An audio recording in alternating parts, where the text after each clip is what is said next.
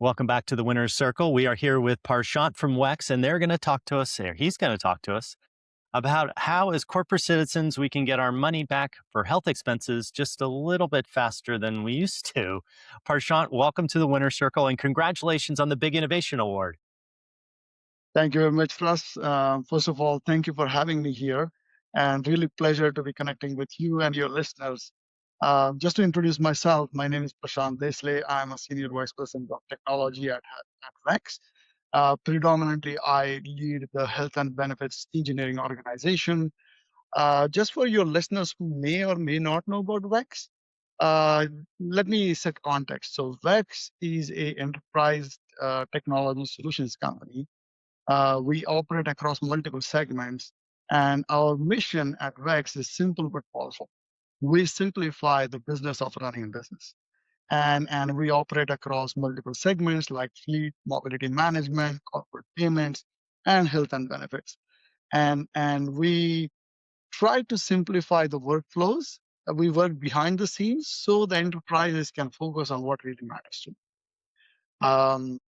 So that's the intro about WEX, and for the area that I work in, it's a health and benefit space. That's where we build the top-notch technology software solutions for the health and benefit space. Where in the context of conversation that we're going to have, my role is particularly about taking a high friction, complex problem that our users face, like the claims processing that you just referred, taking problem like that, aligning all of our teams, like our product team, technology team, operations team, compliance team, get everybody together to solve that problem for our users in a meaningful and measurable. That's what I try to focus on. At high level, our solutions are used by millions of people to manage their HSAs, their FSAs, their benefits administration, COBRA, even investing the HSA dollars in a meaningful way for in different stages of people's careers and their life moments. I'm particularly motivated when technology disappears in background and creates a user experience where users actually feel, hey, that was really easy to use. And I'm so used to like corporations borrowing my money, right? We lend it to them all the time, whether it's expense reports, and we're driving around in our cars using our gas. And it's funny because I was at one large company who I think elevated a vice president once because he saved the company $35 million in interest by doing some just changes to process. And so we're talking about large dollar values here, and I love what you've done with the FSA piece because you've shortened that cycle from kind of money out of pocket to money in hand, and we're not floating banks money. The banks aren't floating us money, and we're not floating the corporation money as much anymore. It's really kind of negligible with what you guys have done. So, walk us through a little bit about kind of that customer experience once they're on the WEX platform, and how you go from like 2 weeks to 2 days. I think you guys are talking about. well, it's better than 2 days, but let me walk you through. First of all, you already know the FSA claims process. On paper it looks easy, but in practice sometimes it's not. And FSA is just a starting point. We are going to expand that into different plan types, different account types, HSAs, and all that. But at high level, for listeners who may or may not know what claims is, what we are referring here, the claim that we are referring here is when an employee of any employer takes a healthcare service and pays out of pocket expense that employee wants to now get reimbursed, and they submit a something called claim to get that reimbursement back.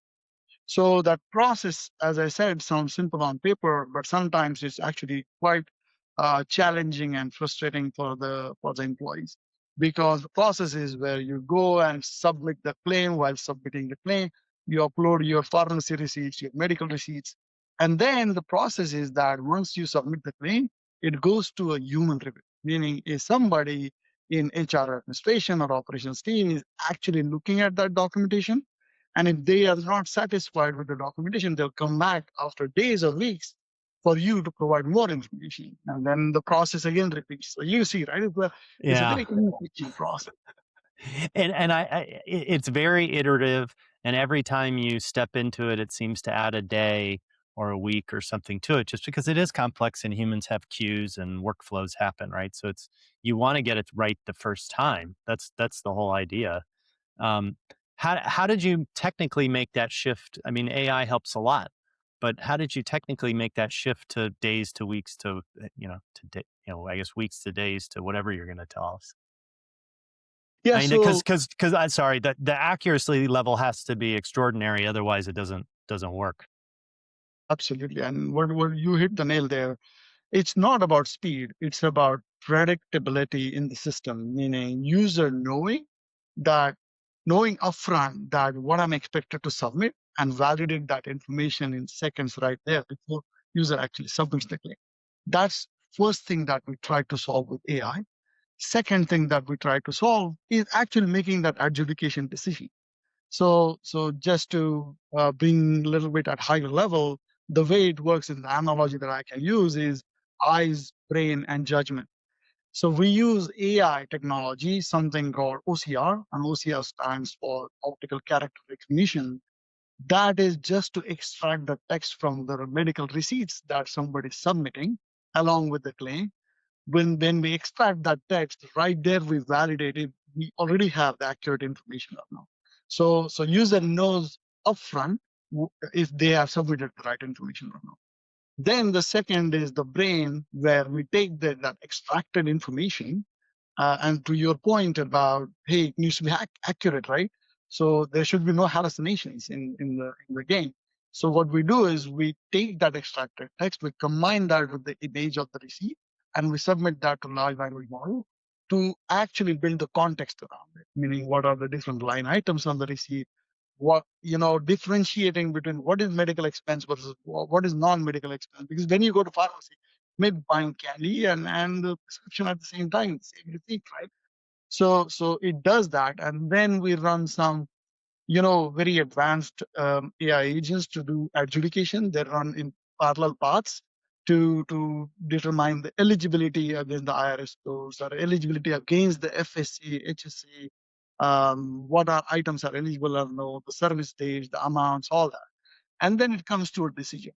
The most important factor, as I would say, we have trained system or we are purposely training system to be unsure more than actually trying to make decision. And the reason for that is, speed is good, but accuracy matters a lot more. So if AI system is not 100% sure that it should approve or deny claim, it actually puts in a human review.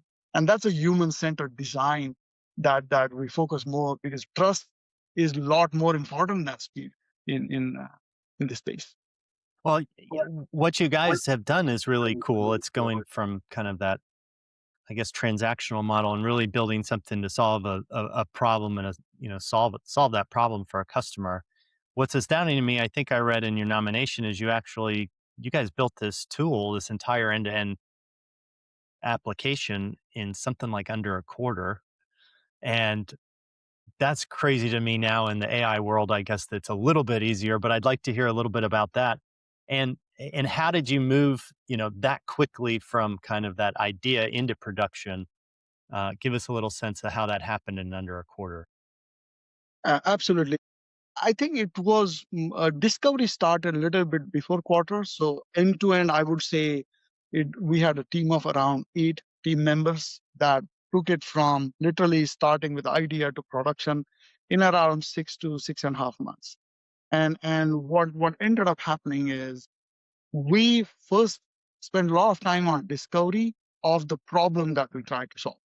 Because for us, technology, is not that hard to get, more than focusing on, hey, what AI model should we use, what data should we use, what technology should we use. We spend a lot of time on figuring it out. What is the most important friction that we want to remove from users? And we found this one to be the most important friction that is going to help both the employees and HR partners. So we focused on that. And from there, we quickly moved on. Our data scientists, our team members are pretty good at figuring out a solution. We aligned different teams together, and We spend a lot of time in more than building. We spend a lot of time in validation. We wanted to make sure that it's creating accurate solutions. To be honest, actually, even after deploying in production, for 1 month or more than a month, we were taking every decision it made, even automatically, to a human. We wanted to make sure that it's making accurate and right decisions. So hopefully I'm answering your question that it was more about aligning everybody together and moving quickly by shortening the decision cycles. No, I love it, and AI just accelerates that. I'm finding that in our work with this business is there's you're still limited by human capacity, by the brain powers, the fingers, the time that we have to spend to this. It's AI gives you this limitless engine, but you have to narrow it down sometimes just to get stuff done. And one of the things that I think I was really intrigued by was you're doing this in a very heavily regulated environment, right? You're in healthcare, you're in insurance, you're spanning, I guess you get a foot on both docks, and you're straddling like Jean-Claude Van Damme in the finance world and the healthcare world. Where does that kind of risk management and compliance compatibility fit into all this application? You're absolutely right, Russ. We operate in a highly regulated environment. We have different compliances that we need to, stay true to.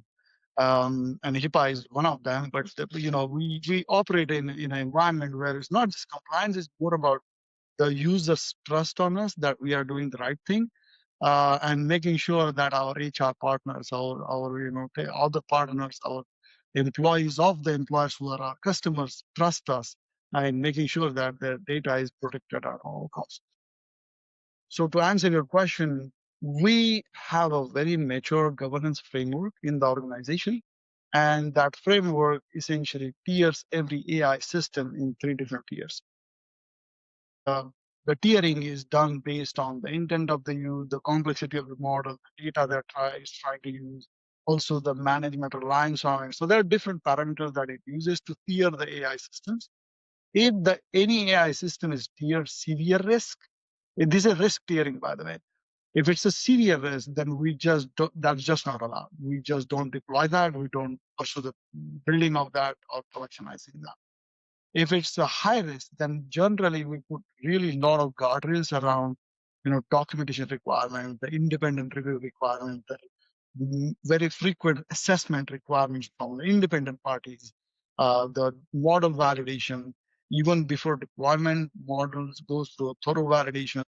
After deployment, there is a very advanced monitoring of the models.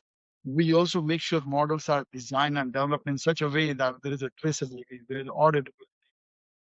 So when human reviews any decision that is made by AI, human can actually get to the bottom of why AI made that decision in the way it did.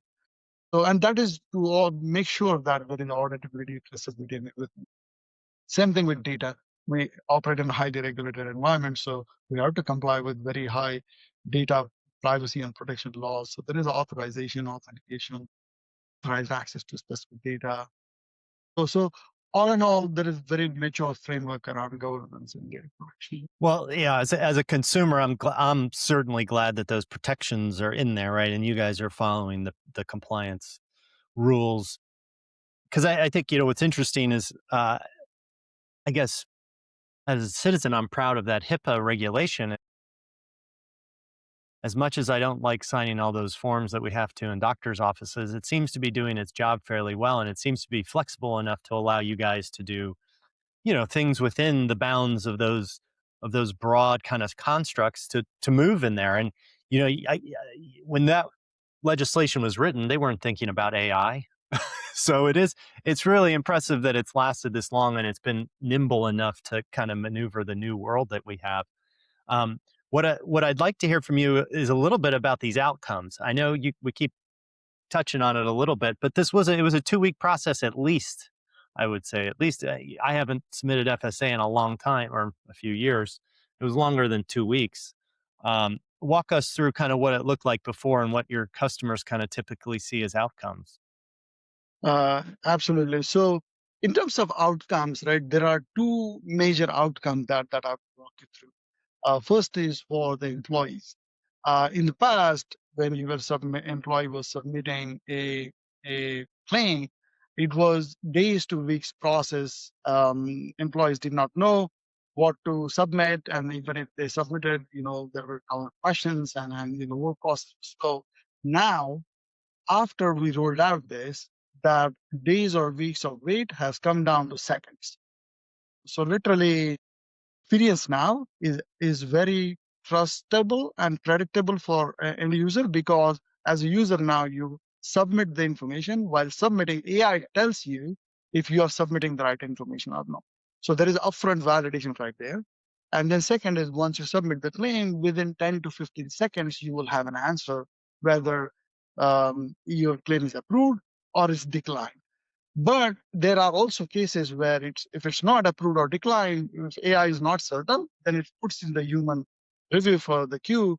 But since now we have removed the cognitive workload on the human reviewers, that turnaround time also has increased dramatically. So long story short, for employees, the experience has become more predictable, more trustworthy, and that helps them now, that builds their confidence to use the system. And our goal is to encourage the users to use the system, because people should be using their benefits to make their and their family's life better. So that's Oh, the really important outcome for us. yeah, and as an employee, I have seen plenty of corporate systems where we were software houses effectively, um, and then you look behind the scenes at internal systems, and you're like, we're really running this inside here. So a well-designed and employee-friendly system is super important. Um, you as a leader have kind of moved this team of 8 into this new world. Um, what did you learn about leadership in this transition as you guys kind of accelerated deployment? Yeah, and this team is a small team, but they made a huge difference here. As a leader, what I learned is that solving problems like this is only 20% technology. 80% is about understanding the problem that you want to solve and aligning different functions and team members towards a common goal, and making sure everybody understands that, hey, there's a shared accountability here, there's a shared goal here, and most importantly, there's a shared joy of transforming experience that actually makes a positive human impact on human life. So that's what I learned from this particular experience. Well, and I think you're hitting on something that's, I think, near and dear to everybody's heart right now, which is we're going to go through this time when AI can do certain tasks and certain jobs, and everybody's nervous about what's next and how do I play a role. And you've uncovered something really important, and I know it's such an important thing for anybody building out tools, which is we have to identify the problem. And I know salespeople, the good ones, are really good at this. What's the problem that business is having? Um, and they sell into that because they're solving a problem, they're solving a challenge for that business. That's going to be around with AI or not. Somebody's still going to need to uncover those problems and then go look for solutions, whether it's AI, a different, or something else. How are you guys evolving in that kind of area of, really looking at that kind of customer solution type of angle? I'll probably tell you what our true north is. Our true north that we're trying to chase is removing or eliminating all the friction from benefits solutions. And the reason for doing that, we inherently believe that benefits are designed for employees to use to make sure that they and their family members live happy and healthy lives. And in order to do that, they need to have confidence in the system, and that confidence will come only if we reduce the friction and we make the system very easy to use for them. So that's where we're trying to leverage AI. But AI by technology itself is advancing. Know, so many new advancements are happening. And our goal is to leverage AI in a human-centered design. And when I say human-centered, meaning we always keep human as at the center of decision making, and leverage AI to accelerate and bring more accuracy to the decision making. So the way we are evolving will evolve the technology, and the pattern that we have learned here about extracting information, validating of our, deterministic verification of the information, and then relying on humans to still make sure that everything is controlled properly. That pattern we are going to replicate on all the workflows now. Yeah, there are a lot of other frictions in the system that we need to solve for. We're going to use this pattern to solve that. Well, and without revealing too much, give us a little preview of kind of that broader AI roadmap that you guys are looking at inside of WEX. So many things. We are building what we call agentic AI mesh. Essentially, now, see, agents are moving from just answering questions to actually doing things for you. So we believe that software should not just guide people; it should do things for people. And for example, I'll give you a simple example. If somebody's payment is due, and then if somebody logs in and just asks questions that, hey, when is my next payment due? It should not just tell when my next payment is due. It should actually ask counter question. Hey, I do have, card on file. Do you want me to go and process the payment for you? And that's just a very simple example. There are a lot of other examples like that.